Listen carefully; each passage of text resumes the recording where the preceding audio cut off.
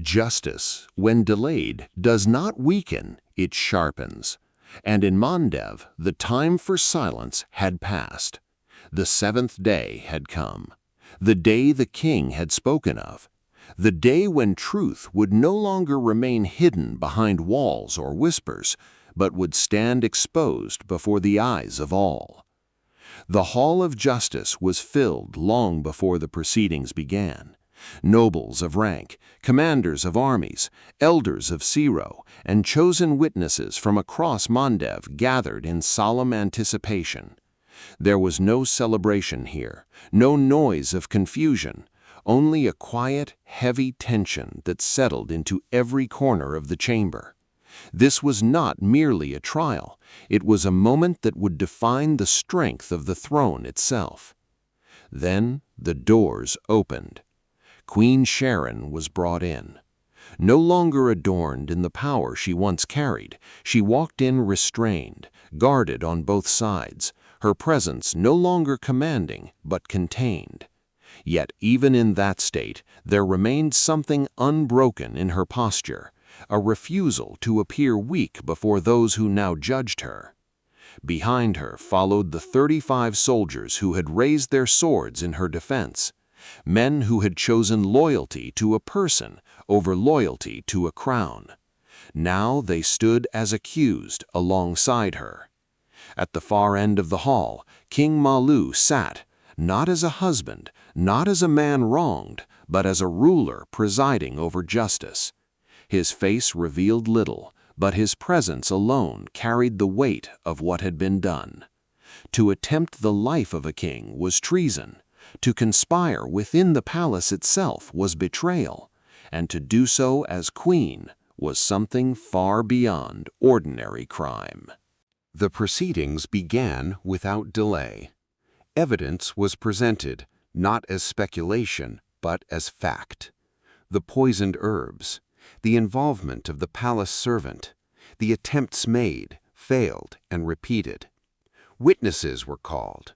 Those who had seen movements, those who had heard conversations, those who had unknowingly carried pieces of the plan before it was fully uncovered. And standing at the center of it all was General Philip, whose voice carried not emotion, but certainty. He spoke of what he had discovered, how he had followed the threads, how he had brought it before the king, before it could reach its final end. Through it all, Sharon listened. She did not interrupt, she did not plead, she did not deny.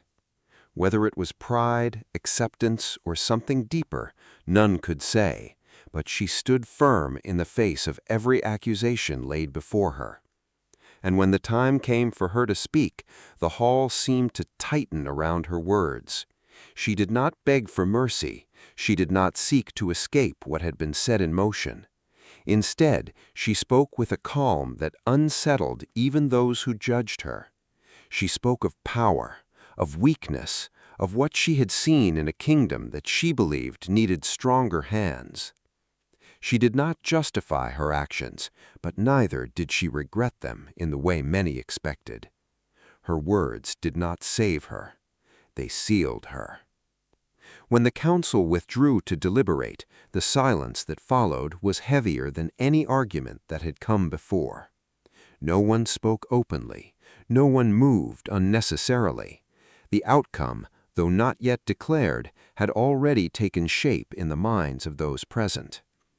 And when the council returned, it was final. Queen Sharon was found guilty.